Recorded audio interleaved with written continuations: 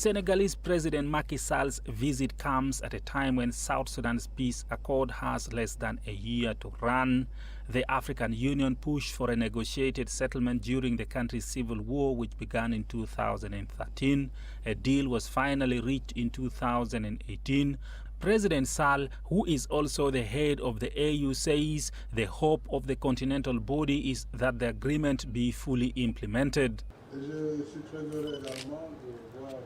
I've met with the first Vice President Riek Machar and President Salva Kiir. I've made one plea, that's for them to work together and consolidate peace.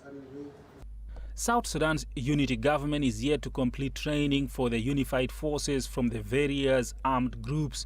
Elections are scheduled to be conducted before the end of the transitional period. However, electoral laws are yet to be amended.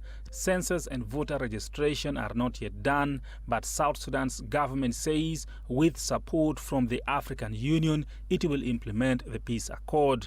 Our relationship is not a short-term calculation, but a profound kinship relation founded upon African principles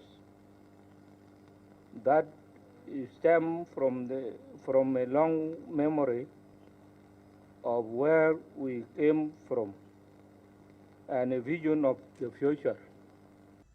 The United Nations mission in South Sudan is warning of increased violence at local government level.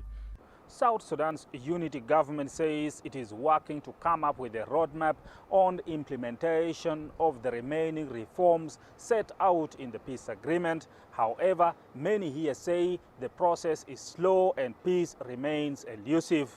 Patrick Hoyet, CGTN, Juba, South Sudan.